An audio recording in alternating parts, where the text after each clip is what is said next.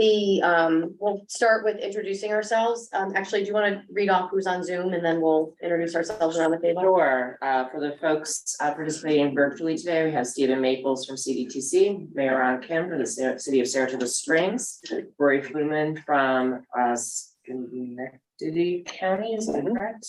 Sorry. Mine melt there for a second. Andrew Tracy from CDTC, Heinz Simon from CDTC, Connor Haskin from the Albany Airport, Dan Lara from the CDTC staff, Joe Seaman Graves from the city of Cohoes, Phil Serafino from the New York State Thruway Authority, and Teresa LaSalle from CDTC. Great. And why don't we start on my left? Go ahead. Gary, you want to start? Sure. Carrie Ward, CDTC staff. Andrew Krushik, City of Troy, representing Mayor Patrick Madden. Chris Walton, City of Schenectady, representing Mayor Gary McCarthy. Mike Butler, City of Mechanicsville. Linda Bonderhead, representing New Mexico County Executive Steve McLaughlin. Michael Stanley, City of Rensselaer. Kathy Sheehan, City of Albany. Bob Rice, New York DOT. Same as with CDTC. Larry Schillinger, I'm the new guy representing the Capital District Regional Planning Commission. Tom Warner, Saratoga County at large. Susan Olson, New York State DOT. Bernie Callis, WSP, with consultants to New York State DOT. Chris Bauer, CDTC staff. Jen Sapona, CDTC staff. Rebecca Odell, CDTC staff. Jacob Beeman, CDTC. Great Richard, DOT. Corinne Miller, DOT. Great, thank you. There is no one registered to speak, so we will move to we have minutes to adopt? Yes. Yeah, okay. Yeah. So you all have the minutes from our last meeting. Any questions, changes, amendments? Can I have a motion to accept the minutes? I'll make a motion. Second, all in favor? Aye. Aye. Great. And then we have Sandy, you want to review the expenditure report? Yes, thank you, Mayor. Just briefly, this is one of our federally required documents that we provide to the Federal Highway Administration and the Federal Transit Administration, basically summarizing the work we've completed in the last 6 months. If you look at the report on our website, you'll see the text covers the last 6 months, but the financial tables that are in there actually represent the full year. There's a bureaucratic reason why that's like that. I won't bore you with those details, but if you're interested in seeing more about what we did and accomplished, take a look at that document. Just a few highlights. The Bridge New York program, we collaborated with DOT to fund a number of local bridge projects in the region. We've collected a lot of user data in terms of traffic counts, trail use, park and ride data. There's a whole range of data collection activities we've completed this year. The Complete Streets Design Guide was a big accomplishment, many years in the making, that was released for use by the municipalities. So, please, we have more copies if you want to take some with you today, but we want to get those out into the community. We've completed 3 technical assistance projects in the city of Rensselaer, town of East Greenbush, and in partnership with folks in Albany County. And we've completed a number of consultant-led projects, including the bus lane feasibility study with CDTA, the Smart Mobility Toolbox, which is a regional topic, ADA transition plans in both the city of Albany and Saratoga Springs, the Menands land use regulations update, which is basically an update of their zoning code language. Worked with the city of Rensselaer to complete the waterfront connectivity study and the federal street corridor study in the city of Troy. So we've been really busy. We expect to be busy for the next 6 months and many years to come. And no, it's great. We completed a lot of work, and feel free to take a look at that report if you'd like more information. Great. So next we have a presentation on Route 378, the Troy-Menands Bridge Pell Study. Correct. Susie's going to introduce it.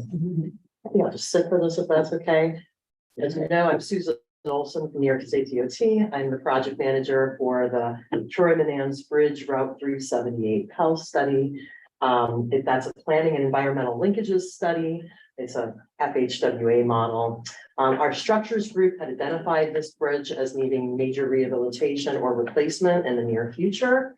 And so the question we are answering with this study is the bridge in the correct location? Should we move it if it's replaced? Should we move it a little bit to the south, to the north? Change the touchdown place, depending on where we put it. Early and robust, public involvement, resource agency involvement, stakeholder involvement. Trying to get this early now, so once we get money for a project, everybody knows about it.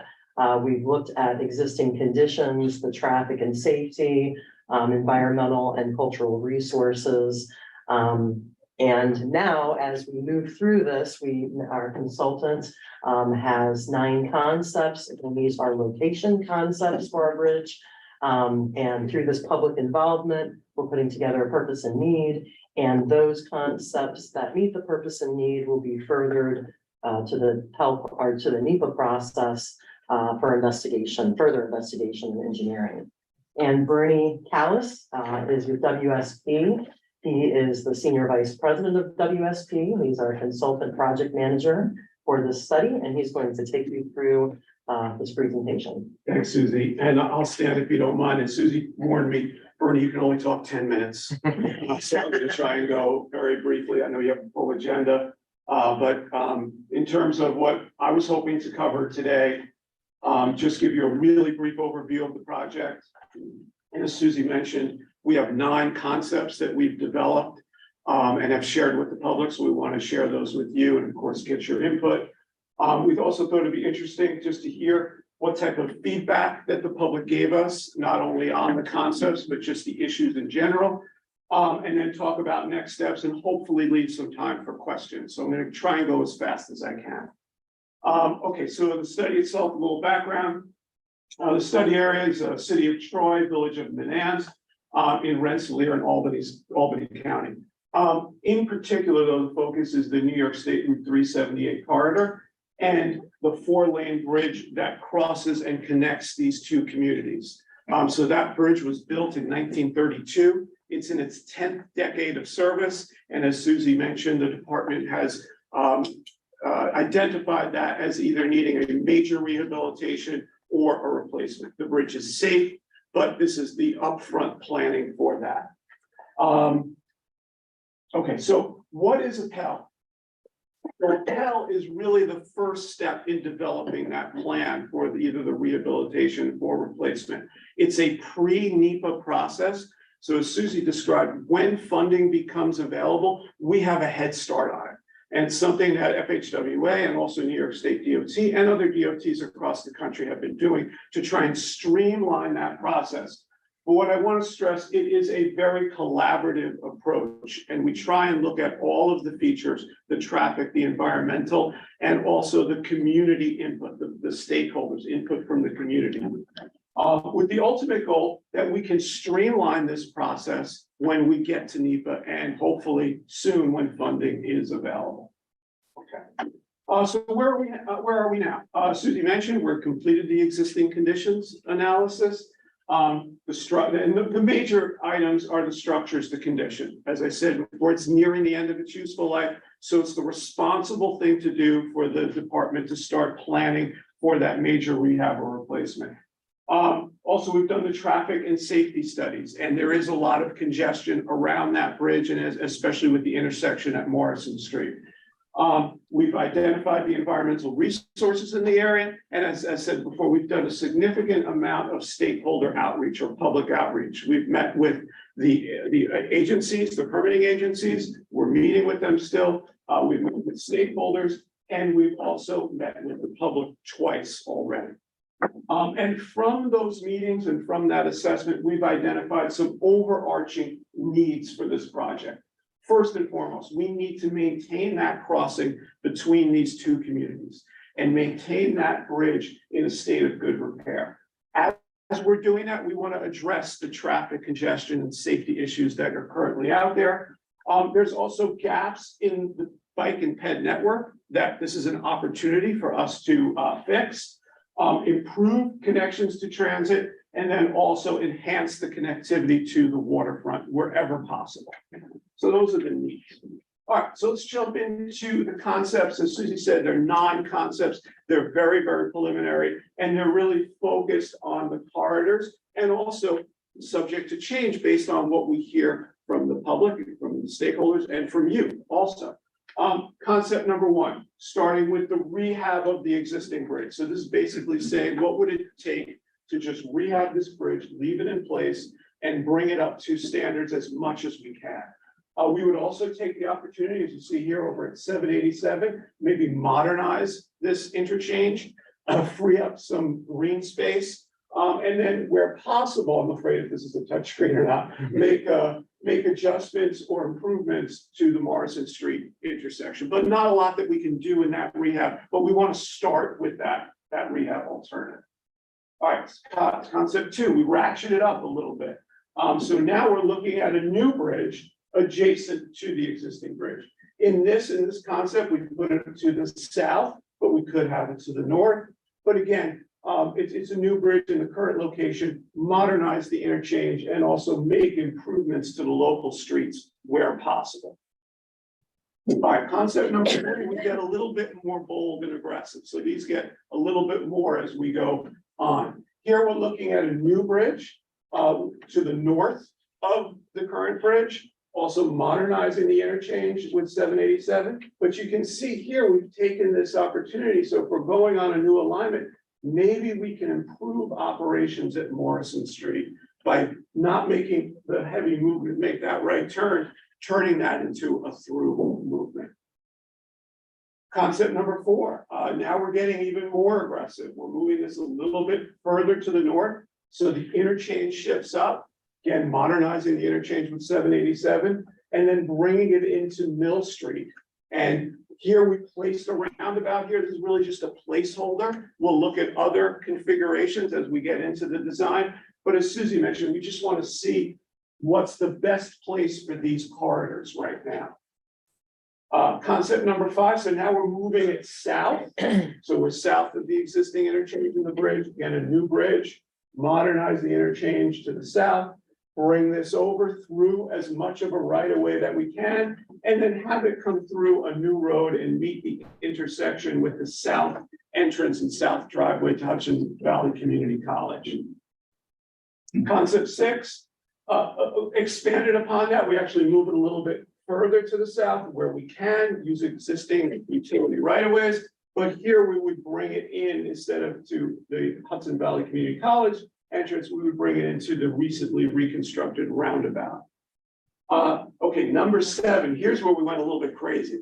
We said, all right, what if we did something different and we moved it to the south, we have one bridge come over, but then on the east side, we put a roundabout here and we allowed traffic to split to the different travel patterns or destinations where they want to go. Where traffic that wants to go to the north would come up and make the connection over near the existing bridge, and traffic that wants to get down to the southern part and over to the college can come down this way. Concept number 8 is an expansion of that. Instead of doing it on the east side of the river, we do it on the west side of the river, but that means that we need 2 bridges to do that, 2 crossings, albeit smaller crossings. And then finally, concept number 9, we wanted to get the whole range of concepts here. Here we moved it actually 1 interchange to the south, that half diamond or half cloverleaf interchange that connects you over to 32. We would turn that into a complete interchange and then make the connection down south to the southern part, even south of the college. All right, so at the public hearing, which we had on April 26th, we wanted to get the public's input, and I thought it would be interesting for you to hear what they had to say. So we had 3 exercises. The first exercise was we asked them for their feedback on the existing conditions. We did the update we did, and we got 24 responses. And the biggest response was on bike, pen, and trail access. And then a subset of that, where we had 10 of those responses, a subset of that had references to waterfront access and improvements to waterfront access. Access is a big issue, especially for Troy residents. There were 9 responses about having enhanced access, better access for Troy residents. And then we had concerns or comments about traffic congestions, the concepts, and then also additional meetings with other groups. We also asked them of these concepts, and we went into them in more detail during the meeting. What was your favorite and why? We won't go into the why, but the overwhelming favorite was that concept 4, which moved it to the north and brought the new bridge to the north and brought it over to Mill Street. There was also quite a bit of favorable reaction to 7 and 8, which split the traffic. So we're kind of surprised by that. But and then what was your least favorite concept? And the least one was concept number 9, which is all the way to the south. But again, we wanted to get that full range and at least put that out there as a potential option. All right, so what are our next steps? Well, we are trying to group these 9 alternatives, and CDTC has been so gracious to do the modeling, the demand modeling. So we've had meetings with them, and they are going to work on modeling 4 representative concepts that we can then use the results from the demand model to do our micro simulation model, which gives us our level of service in our operations. Environmental, we are now also going to overlay the concepts that you saw on the environmental resources so that we can identify any critical features and critical impacts, and also use that in the agency coordination meetings that we are having with the different agencies actually coming up in the next few weeks, I think next week or 2, right? Yeah, Next week. next week, yeah. So, and we are scheduling those one-on-ones.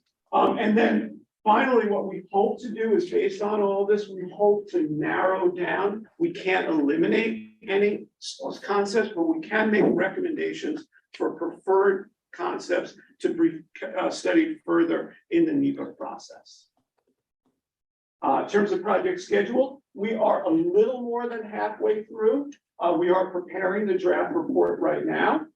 We've had a number of meetings. I won't bore you with all of them, but TPC with the interagency working group. And as I said before, the public meetings, we've had 2 of them. And we've also tried to go those extra steps. Susie really goes the extra mile. We actually went out and did flyers. We flyered the neighborhoods to try for the second meeting to try and get more people involved. And we're trying to get out to the community as much as possible. And then just want to finish this up. November of this year, going to have another public meeting in the fall. Hopefully I stayed in time. Thank you very much. Oh, and here's our contact information. Any questions? Be happy to take. Yes. At any time, was the height of water of the new bridge or reconstructed bridge considered? Reason being that southern area of Troy is the last heavy industrial zone use.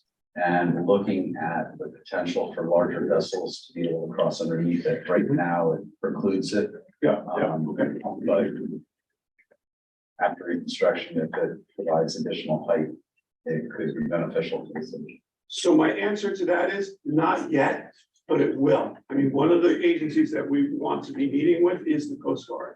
And typically when, they're going to provide us that guidance on that, but that is a good point to bring up. And if when we have that meeting with them, then I can give you an answer. Isn't there a lower bridge down the river of this one? Isn't that where the JP got hit? Is that what it is? That's a Livingston Avenue one. That's a bridge on the street. So that one's replaced, that's gonna be a lift bridge. So everything to be in that area where Infield currently exists and Chevron used to barge up. That would drive.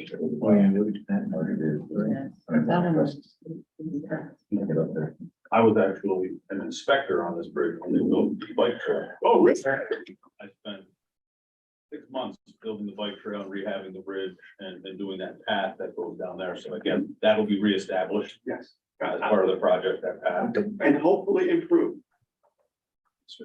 Yeah, that was from Brahma Auto film. Yeah, and the public has been very vocal about maintaining that connection and enhancing it. They do seem to love it, having that access. Anyone else? I'll violate my principle of the new guy should always just, keep his mouth shut and listen. That's what I'm the new guy too, and that's still a So, lot. just a quick question, this is sort of a CDTA based, question also, which is, at what point in the process would any consideration be given to whichever of the models is the preferred model to establishing bus rapid transit lanes? Where the buses would pass through and not sit in the queue of the traffic. Yeah, well, Susie, do you Well, want there's currently there is no bus that goes over the bridge right now. The last bus service was early 90s. I believe, we have met with CDTA. There doesn't seem to be the demand right now. Whatever we build, we will make sure that we include a provision for transit if the demand becomes, if the demand is there. I mean, But the hard part is, coming down from Menands down, what is that, 367, 370. Anyway, that is 370. Yeah, 370. Susie will know. That's Loudonville. It's not like you have a lot of people in one place that you can just get over the bridge. HVCC, they're the ones who are bringing all the traffic up to 4. And CTA does serve Troy and HVCC really well. It's just the connection over the bridge just doesn't have demand right now. Doesn't mean that it wouldn't in the future.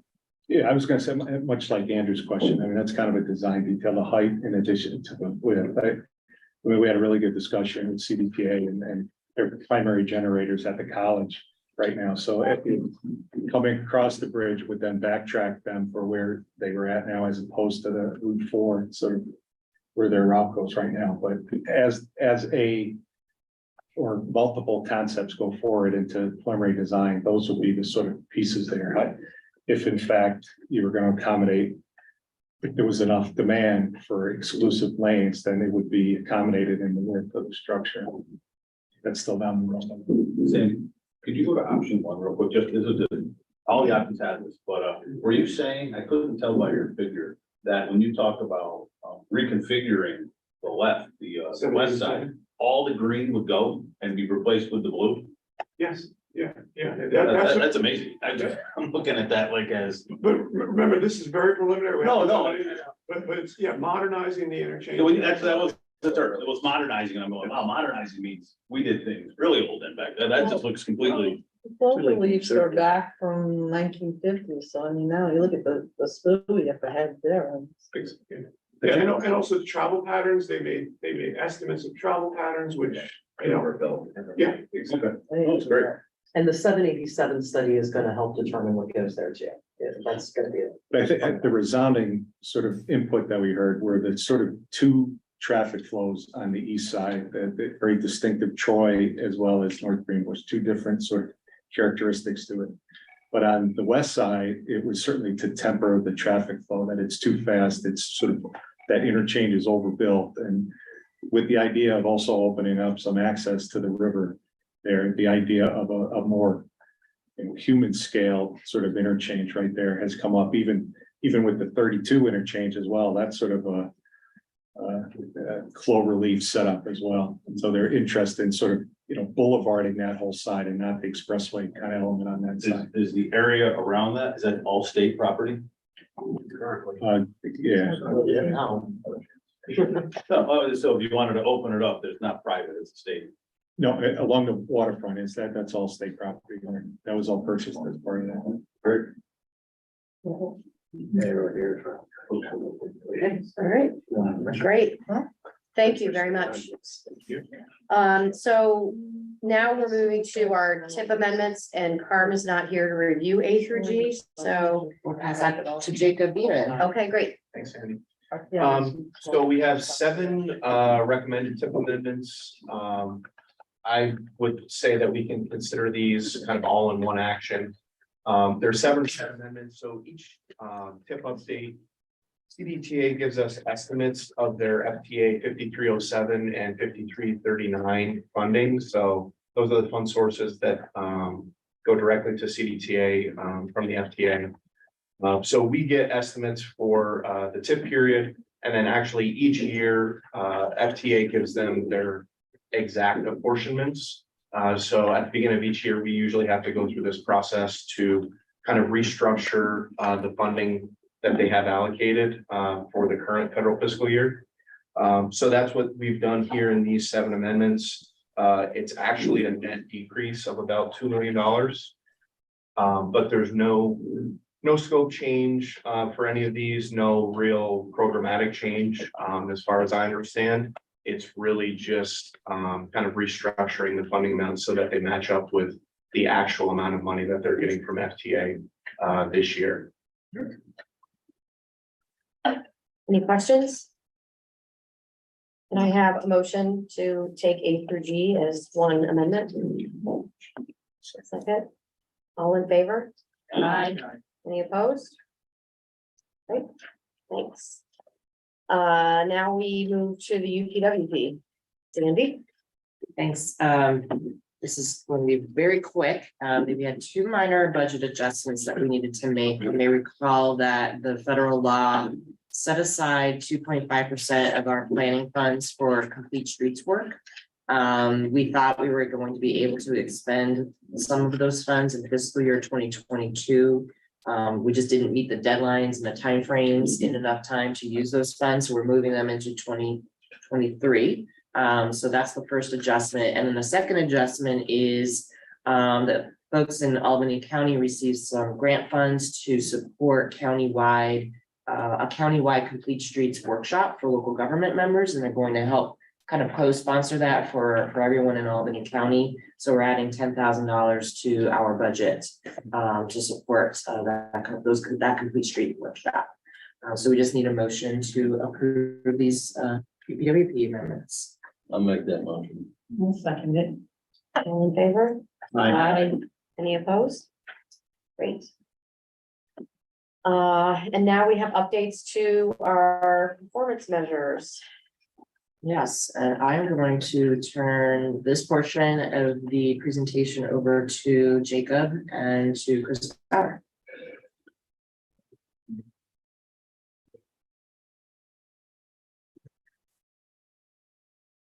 Okay. Yeah, so back, next slide. So I'm gonna start out just with a little bit of background on kind of what our performance management process is and kind of how it started and what we're gonna be talking about today. So back in 2012, MAP 21 really established federal performance requirements for MPOs and DOTs. The first one being PM1, so performance measures 1, which is safety, which measures serious injuries and fatalities. PM2 infrastructure, which is the measurement of pavement and bridge conditions. And then PM3, which is systems, freight, and air quality, which measures really kind of congestion and traffic reliability in the region, as well as air quality, obviously. So today we're going to be talking about PM2 and PM3 measures. And so the PM2 and PM3 measures, really the whole performance based planning came about in 2012, but it wasn't until 2017, 2018 that the first measures were really established for these particular areas. And then from there, back in 2018, DOT established those first 4-year targets that we've kind of gone through from 2020, and then in 2022, that 4-year period lapsed. And then so every 4 years, DOT sets targets and the MPO has 180 days to either support those targets or develop their own. And then real quick, Chris will talk about this a little bit more, but in addition to that, there's also this federally provided National Performance Management Research Data Set, or NPMRDS, which really helps us quantify the metrics specifically for the PM3 systems, freight, and air quality measures. Next slide. So I'm going to talk about the PM2 measures, which is the pavement and bridge conditions, and then I'll hand it over to Chris. So really what we're looking at in these measures, the specific kind of criteria that we're actually evaluating and that we're going to be talking about today is the percent of interstate pavements in good condition, the percent of interstate pavements in poor condition, the percent of non-interstate national highway system pavements in good condition, and the percent of non-interstate national highway system pavements in poor condition. And then for bridges, it's the percent of national highway system bridges in good and poor condition. And it's normalized by deck area. So it's not necessarily just the number of bridges. If it's a bigger bridge that's in good or poor condition, it's weighted as such. And then, so the specific metrics, I want to kind of touch on this quickly because it's not necessarily the same measurements of, good, fair, and poor that, we typically use at the MPO or that you all might be kind of used to using in your own jurisdictions. This is really a federally kind of developed system so that when all the data goes up to the feds, they can take this and evaluate kind of every road, every bridge across the country equally. So for the pavement metrics, it's broken down into asphalt and concrete, but really kind of we're looking at the same things. It's rutting, IRI, which is the smoothest of the pavement, as well as cracking. And that's specifically cracking within the wheel paths. And then, so we take those three categories. The road segments are broken down into 1/10 of a mile segments. So otherwise, when we're looking at roads, we might say, here's from point A to B, or block by block, where in this case, it's really broken down very specifically every 1/10 of a mile. Each one of those 1/10 of a mile segments is given a good, fair, or poor condition. And then from there, the statewide system can be rolled up. And then for the bridge metrics, same thing, we're using kind of federally developed and required measurements for the deck, the superstructure, and the substructure. And then it's measured on a 0 to 9 scale. And when the lowest rating is less than or equal to 7, that's considered good. Fair when the lowest rating is 5 or 6, and poor when the lowest rating is less than or equal to 4.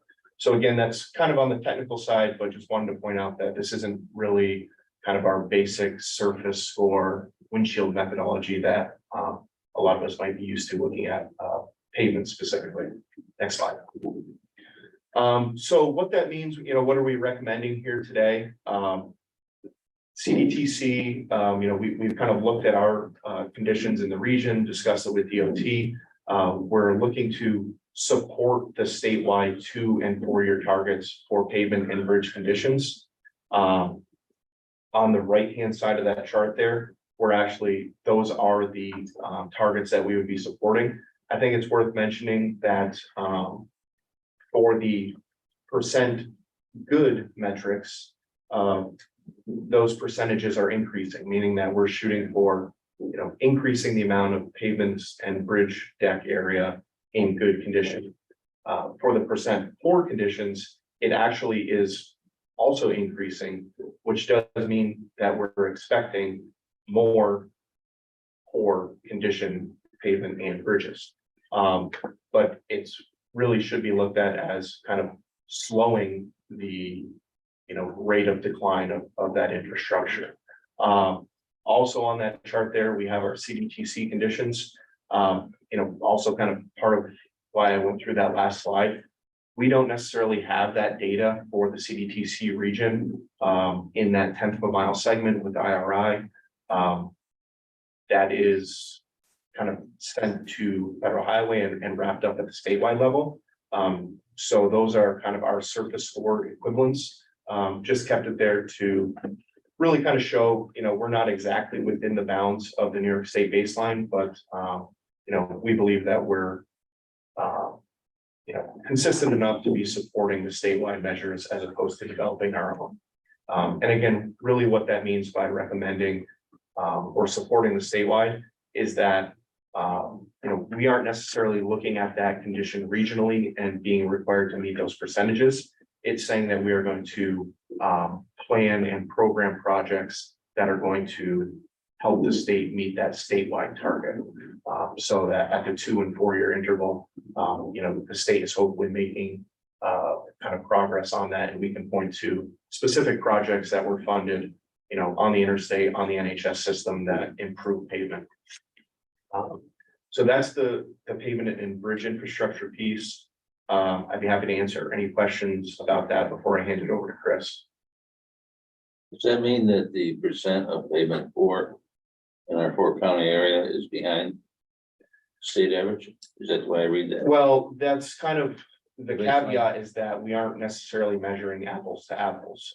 That data right there would show that we are slightly behind. I don't know if we're necessarily willing to say that because we're not necessarily measuring it by that 10th of a mile segment measured by the automated trucks that are really pulling that detailed information. This would be based on a surface score. The MPO community is working on getting access to the data so that we can do a better job of documenting our regional current conditions. This has just been a bit of a challenge with the department with personnel changes and other things going on internally there. Okay, move on. So shifting to PM3, actually, we have a full set of data for PM3. We have, in fact, an immense amount of data, so much that we're always not sure what to do with it all. But there are 4 PM3 measures, 3 of which apply to CDTC. Those are the interstate level of travel time reliability, or interstate LOTTR, which is the percent of person miles on the interstate system that are reliable. This is determined through a mathematical equation. If you want to look through the memo that we wrote, you can get deep into that. I'm going to not do that now unless somebody really wants me to. But this is kind of a prescribed formula to use for these calculations. Same for non-interstate LOTTR. So that's the level of travel time reliability on the NHS that's not interstate, and then truck travel time reliability, which has its own calculation, which I'll mention in a minute. So you can go to the next one. So for each one of these, we did a little bit of an analysis to try to understand better, should we or should we not support the state target? And so even if you can't read the numbers, I can kind of just quickly show you what we're looking at here. So the gray line in all these is this target. The blue line is the state, and the red line is CDTC. For the first one here, LOTTR, 100% is perfect, if you will. We're operating very close to that, around 99% since the pandemic. So for that reason, we believe that we can attain the new interstate LOTTR of 75% that DOT is proposing. Next slide, please. Similarly, off the interstate system, as you would expect, a little more congestion, especially on the NHS system. But same, similar situation. Hope you can see this. Here's the target. Here's state as a whole, and here's CDTC. So we're performing well enough that we feel like we could easily attain the non-interstate NHS LOTTR. And with both those, by and large, the vast majority of all of the interstate system, most of the interstate system and most of the non-interstate NHS are maintained by DOT. So it makes sense for us to work together on a common goal. And then the same goes for TTTR, which only applies to the interstate. This is a little bit different of a calculation. This is a ratio of only truck travel times, congested versus non-congested, only on the interstate. In this case, 1.0, I'm sorry. 1.00 is perfect. So meaning that no matter what time you went down at the section of interstate, it could stay that time, whether it's middle of the night or the middle of the day. So 1.00 is perfect. The state's target is 2.00. So here lower is better. And then similar to before, the blue line is the state, the red line is CDTC, and we feel like we can easily attain the TTTR proposed by DOT. So next slide, please. So similar, the PM3 recommendation was presented to the planning committee in April, and they recommended approving them. And here are the targets as proposed. As far as the resolutions, these the two LOTTRs are in one resolution. The TTTR is in a second resolution, and then the pavement and bridges are also in their own resolutions. So that's how they're divided up for administratively. So anybody have any questions? Just to be, my question is, so the performance is measured based on no matter what time of day you leave, it's gonna take the same amount of time? For the truck one? Yeah. Or for all, the truck one, right, is a measurement of like, if you went out onto the Northway at 2 in the morning, it would take a certain amount of time. Right, If it took that time, every time you went, it would be like a 1-to-1 ratio. If it took you 20% longer, then it would be like 1.2 to 1 ratio. So it's a ratio of sort of the normal travel time right. to the completely uncongested travel time. And what about with cars? Say, So the cars or I should say, all vehicles are considered in the 2 LOTTR targets. okay, And those are represented as a percent. So, and this is all data that is collected from your cell phone data, from a private company that the federal government buys this data from, INRIX, which they have many contracts with like cell phone companies and car companies and freight, trucking companies.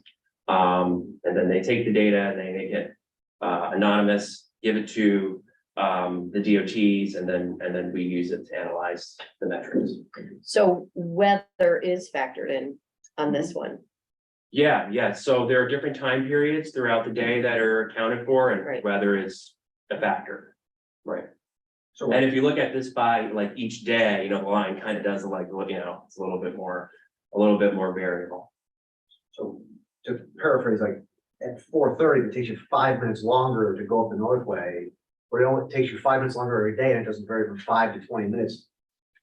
Then if it's 5 minutes longer every day at 4:30, that's considered 100% reliability, even though it's slower than a different hour, That's true. right? That's the Right. reliability. Right, and in our region, we don't have, there are a couple roads in the state that might be congested like almost all the time. And Mhm. so a congested condition might be considered reliable in that case by this, Right. like the Cross Bronx Expressway or something like that. I'm just wondering, why in the world is there such a padding on this between the state and the state numbers and the state target? Is it because like New York City area or some area is not that reliable or? So for all these, if you looked at all the upstate MPOs, they'd be Yeah. pretty close to our number. Yeah. The blue line gets pulled down because of the greater New York City metropolitan area. Yeah. Yeah, because it's like, especially for the truck reliability, there's so much of a variance between what they're aiming for and what they actually achieve. It's like, That's true, and there's really not a strong incentive to be aggressive with the targets. You don't get anything in return for that, but there is a disincentive to not meet your targets, so there's sort of an incentive to be able to be conservative. Yeah. And Chris, you can, much like the Rexford Bridge graphic that you like to show, you can focus in on areas, right? Right now, this is like a global regional, but you have it for corridors, correct? So, right, so, one of the sort of side benefits that we got from all this data they gave us was, hey, like, let's try to use this for planning, and that's what the NPM RDS tool is used for. And so even though the point of creating those tools was to aggregate this data for us, we can use it to look at corridor level stuff. We're using it on our corridor studies. We're using it for our modeling to calibrate our model, because now we have real travel times. It is a tremendous amount of very valuable data. And could you tell us, just from your information, what a unreliable corridor would be? Central Avenue. So, Central Avenue, if you went down middle of the night or State Street, in Schenectady, right, middle of the night, you'd cruise right down and maybe just hit lights, whatever, but during the day, you would expect that you would hit. So that variance, right, that's unreliable. That means you can't necessarily plan. Of course, local knowledge tells you that certain times of day, not to, but roads like that, Central Avenue, really it'd be probably easy to name most of them, right? It's like Central Avenue, Western Ave, Route 20, Route 9, 146. Yeah, because what's tricky to me is to use Greg's definition that he says is that, like, if I'm going downstate or even Wolf Road during the holidays or something like that, right? Then it's reliably non-reliable, which makes the reliability higher. Well, in a sense, except that would have to be that condition every day, all year. But since it varies from month to month, it would still be reliable. Wolf Road's not reliable because of Christmas time. Right. We have very few, I would venture to say we don't have any road segments in our region that are completely in that scenario. I mean, if you look on the statewide scale, because we can look at all the data, the ones that pop out are almost all like New York City. It's like, cross Bronx expressways, the number. That's what I didn't know. Backs up all the time, every day. Ours is so much smaller. That's. Yeah, and then with the pandemic, as you can see, all the numbers got better.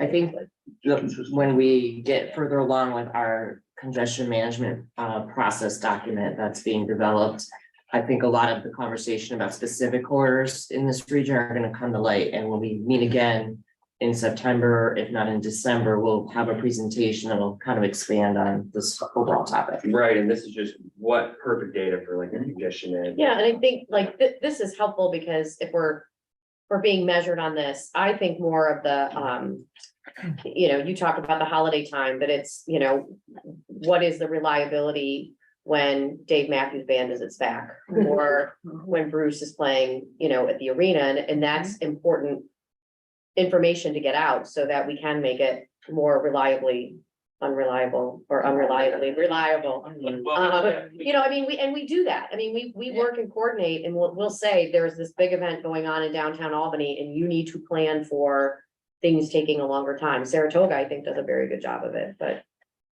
Yeah, we can sort of like, what you call it, triage, post-triage events as they happen, especially if there's like a complete closure of an interstate or something like that. We can go back to a specific date and time and see how far and for how long that caused delays, which is not information that we had before.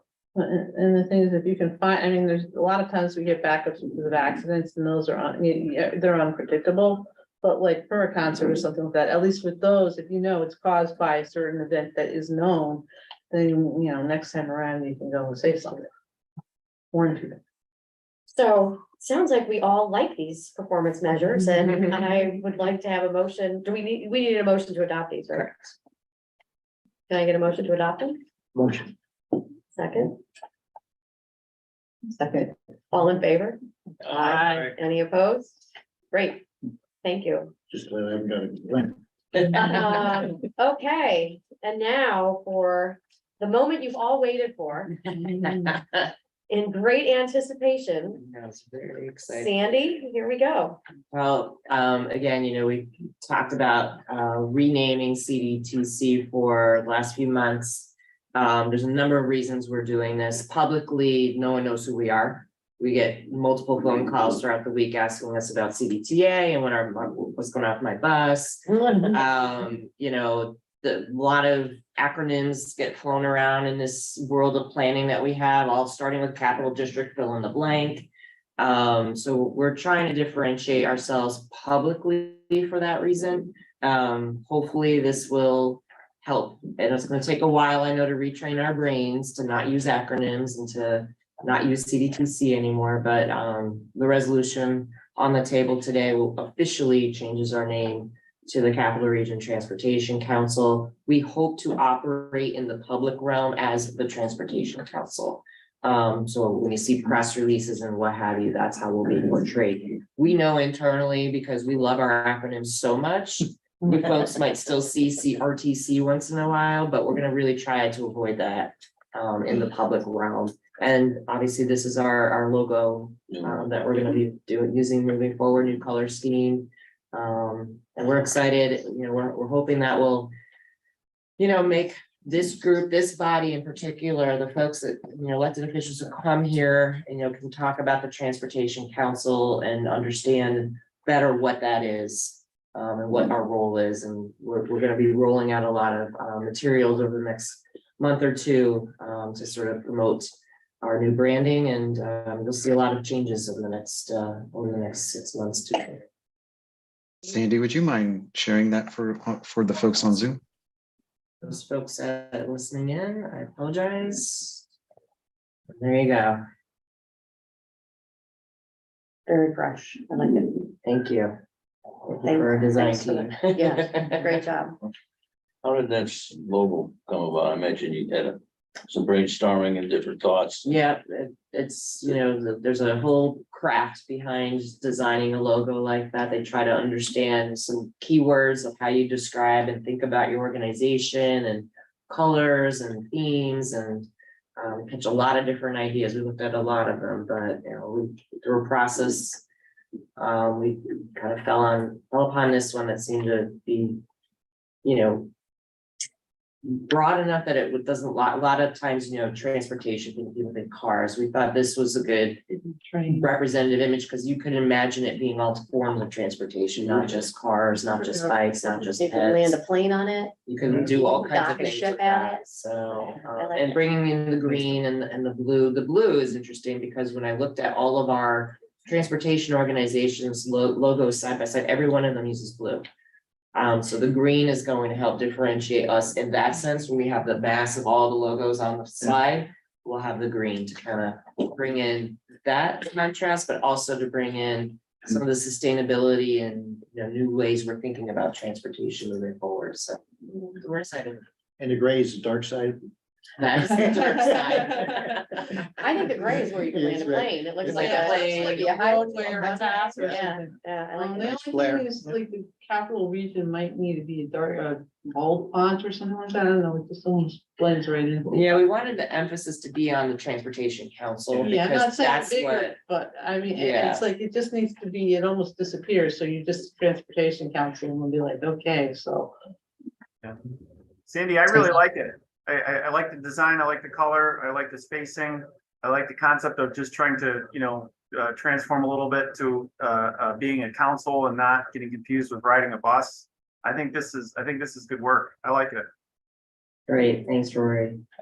All right. So Need a motion the to. the next newsletter we get is gonna have Yeah. this on I'm it. gonna start having. If seeing all the rebranding. we pass this, so we do have a resolution. Do I have a motion? Motion. Second, all in favor? Aye. Any opposed? Great. Very We'll nice. have a press release on this, I assume. Yeah, we're gonna kind of ease into this over the next couple of months. We want to set up a few things internally here, a webpage and a few other things before we kind of blast it out to the world, but you'll start seeing soft hints. That the name is changing and, you know, be ready.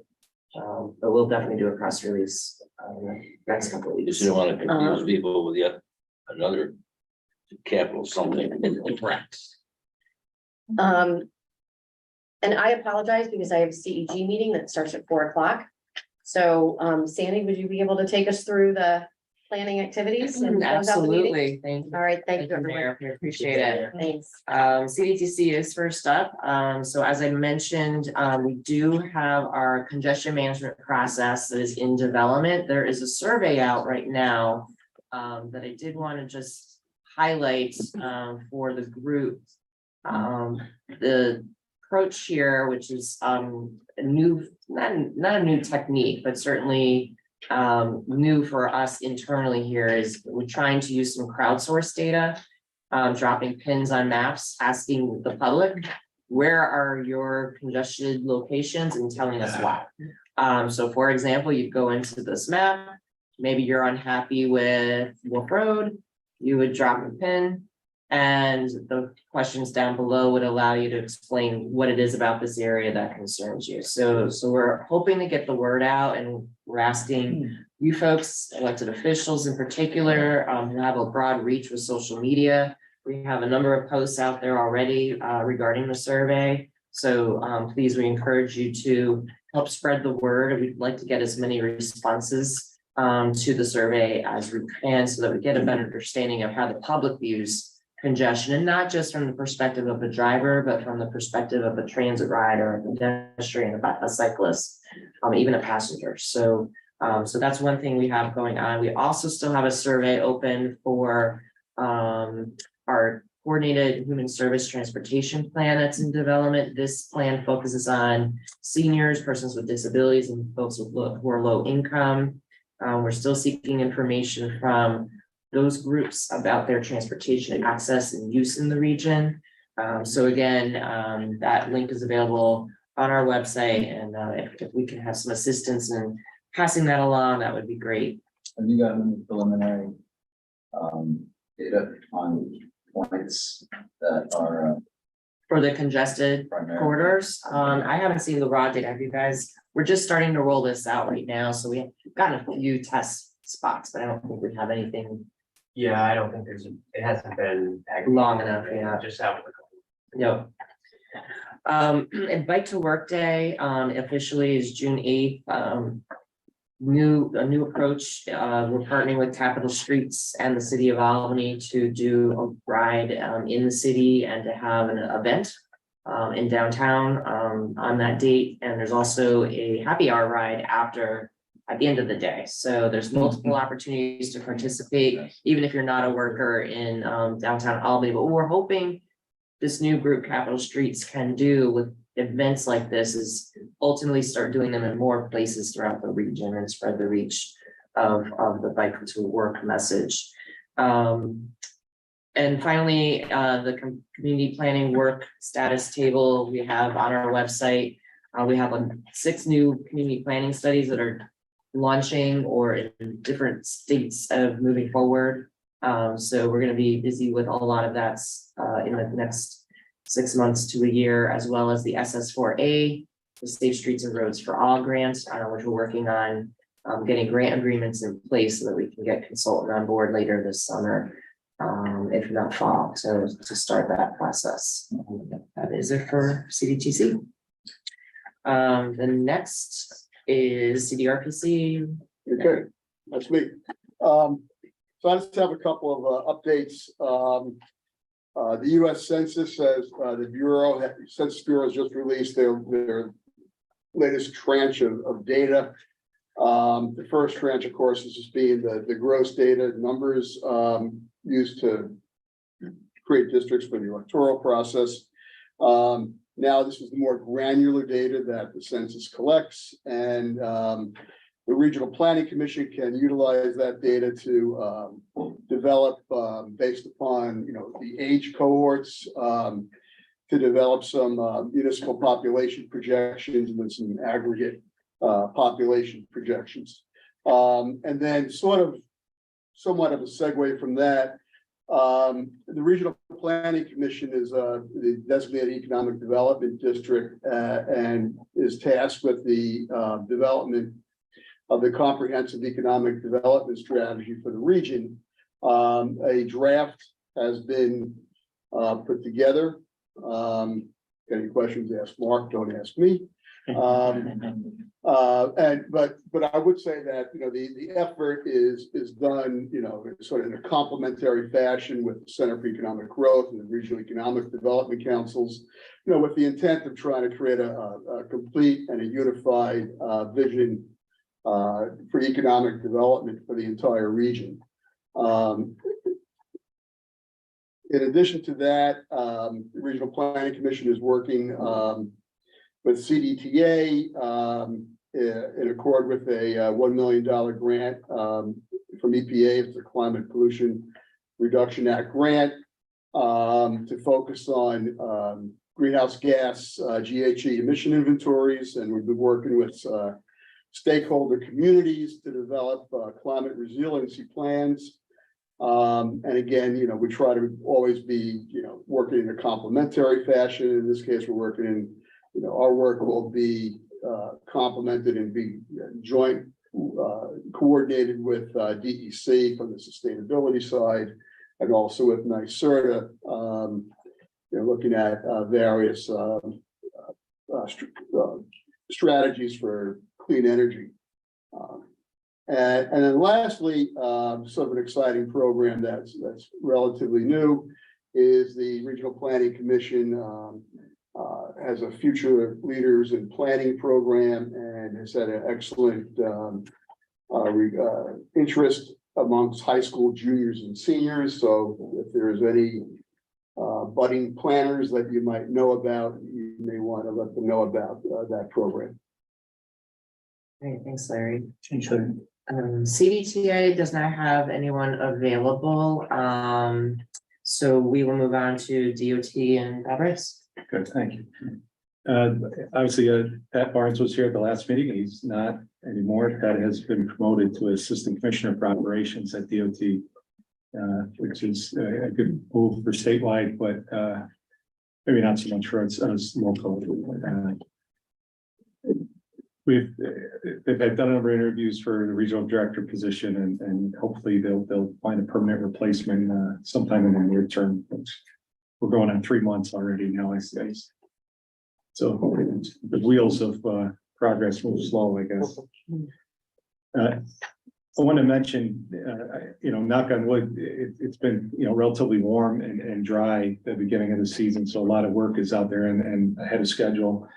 Work particularly on Union Ave up in Saratoga they're ahead of schedule and to wrap up before the track season and they should be done in the fall up there. But just found a lot of punch list things on some of the bridge jobs and mainline paving sort of getting underway now at the beginning of June. I want to mention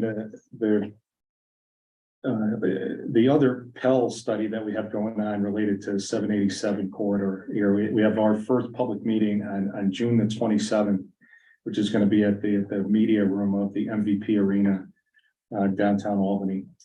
There's been a lot of initial sort of engagement with some of the groups like we saw here in the same context. Instead of 9 bridge alternatives, I think you're going to see some pretty creative and interesting concepts for what folks envision for the waterfront and the sort of anything along the corridor to look like here. So, any sort of helping spread the message of that night. It should be a large meeting. It's sort of blank slate kind of thing, just as we did the first meeting for the 378, that sort of discussion of where your problems are, what should be looked at, sort of a grassroots, it's like there's been a lot of discussion about sort of government imposed solutions in the downtown area. And this obviously this fundamental to this Pell process is sort of the community sort of driven concepts that are coming up.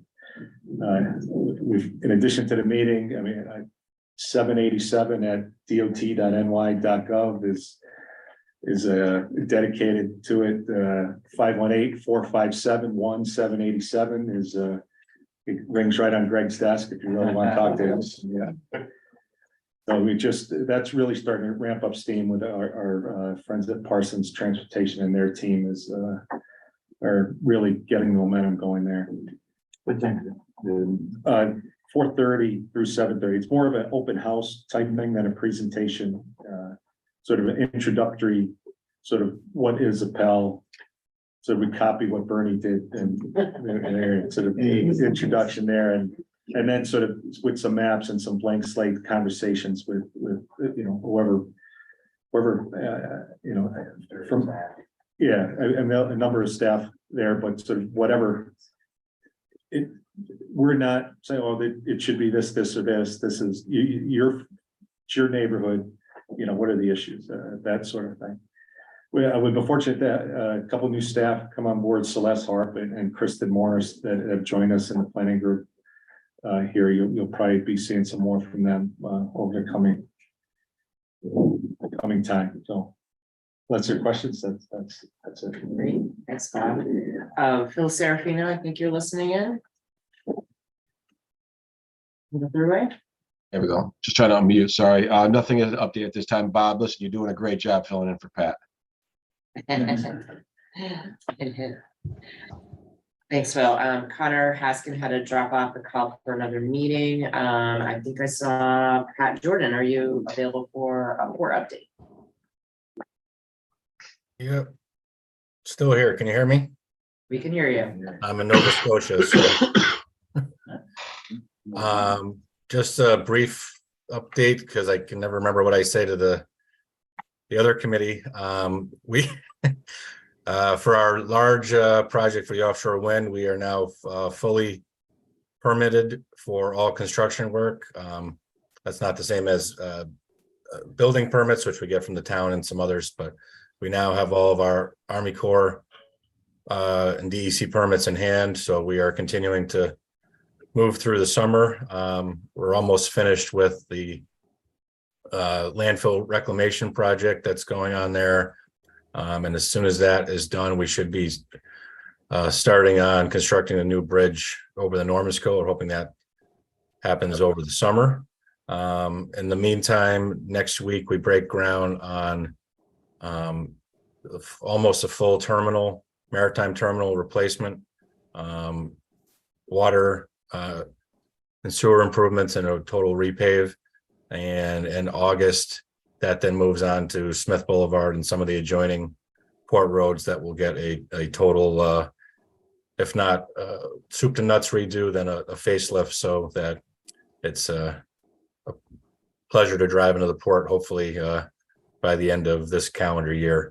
And then next year we'll take up the other half that flows down towards South Pearl and into Bethlehem. That's it for now. Thanks.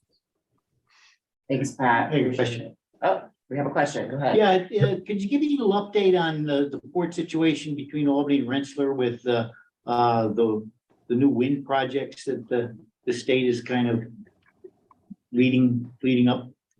Yeah, we're in talks with one developer now, who was originally not relying on the state, and they are now putting themselves in the third round procurement.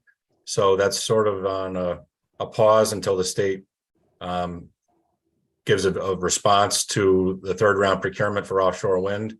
So that company is waiting to see if they're in that mix. If they are, then I think we'll move forward.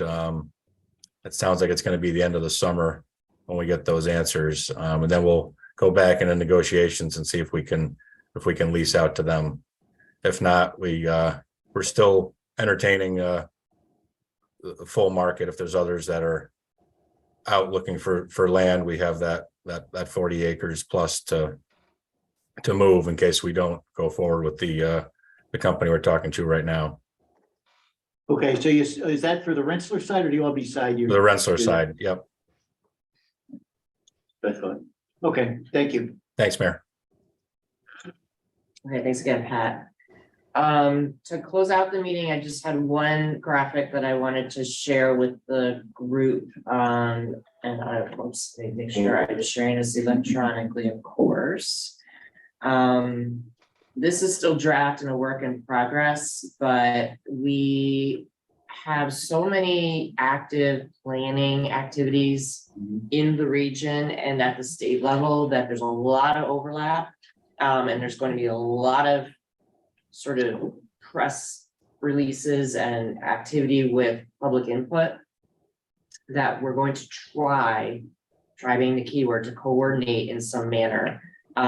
When you're looking at this graphic, everything on the left-hand side with the New York State Department of Transportation logo are plans that are either in development right now. The long-range master plan for New York State is in development at the same time as we'll be developing our regional master plan or regional transportation plan.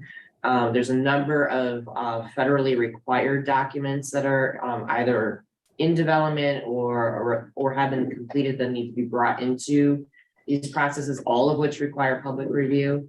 And then what I'm calling the functional area transportation plans, which range from things like the carbon reduction strategy that the Department of Transportation is developing, to CDTA's transit development plan and route restructuring processes, to all of the things that we're doing here at CDTC, not including the US EPA grant that CDRPC is working on, and probably about the airport master plan, the work down at the port that we just discussed. There's a lot, and it's all coming together for public input this calendar year and next calendar year. So a couple of the larger agencies right now, starting with the DOT folks and CDTA, we're going to sit down to see and figure out if there's a way to collaborate on some of these public input opportunities, because what we're going to experience in the region is public input fatigue, and overall our participation rates are going to go way down. It's confusing enough not knowing the alphabet soup of all of these organizations and why we're doing all these different plans, but to the general public, if they're being asked for now the 6th time what their experience is like as a pedestrian, they're probably not going to answer the 6th time, right? So we're going to make an attempt to try to bring some of these processes together, or at least piggyback on different events that different entities are having for some of these plans. We have very large things like the 787 and the 378 studies. We have much more targeted things, but where we can piggyback and take advantage of these opportunities to partner and go to the public one time with one set of questions that are going to benefit all of these different initiatives might be a worthwhile effort. So I'm sharing this, if there's anything in your jurisdiction that is large scale that we're not aware of. Some municipalities might be updating their comprehensive plans, for example, let us know, but. There's a lot going on, and that means you folks will be hearing a lot of presentations on a lot of different topics. We're gonna do our best to kind of consolidate and bring things to you in chunks that make sense. But this is an impact and a result of the new infrastructure law and all the requirements for planning that are coming out from all directions, not just our traditional fund sources like the Federal Highway Administration and Federal Transit Administration. We have the EPA now doing some transportation work, if you will, and other groups. So just sharing that with you as a heads up, because we're going to go on quite the ride for this next 2-year period. But we're going to do our best to try to keep things simple with you folks, so that we're bringing the things to you guys in a logical way. And particularly when we roll things out to the public as much as we can, trying not to step on each other's toes, so to speak, but also, coordinate where we can. All right, and with that. Better to have those opportunities than not. That's Correct. very good. So- And this is all good stuff, Yeah. for sure. The agenda and our website has the upcoming meetings and events going on. Again, coming back to the public input, we've got a number of things going on in Schenectady for the Albany Crane Street study, Bike to Work Day. We have a number of meetings here at CDTC. So stay tuned. There's a lot going on. And if anybody else has any other topics they'd like to raise today. I really need to start using transportation councils. We are going to start using, oh yeah, that's right, as of 15 minutes ago. Will the These link will be change? hopefully the last time that you're gonna see me say those words. The link, see, when's that switch over? Is it gonna? We'll put that in the press release. We have a new domain name that we're gonna be switching our websites over Right now, you eventually. say with you. Yeah, and our email address is going to change as well. We're gonna use capital NPO, which is a simple way to remember who we are. And it's gonna be slow migration, but stay tuned. Very good. Thank you. Okay. All right, with that, I guess we can get a motion to adjourn. So moved. Great. A second, I'll second. Tom? And Hi. There you go. You can tell I'm not used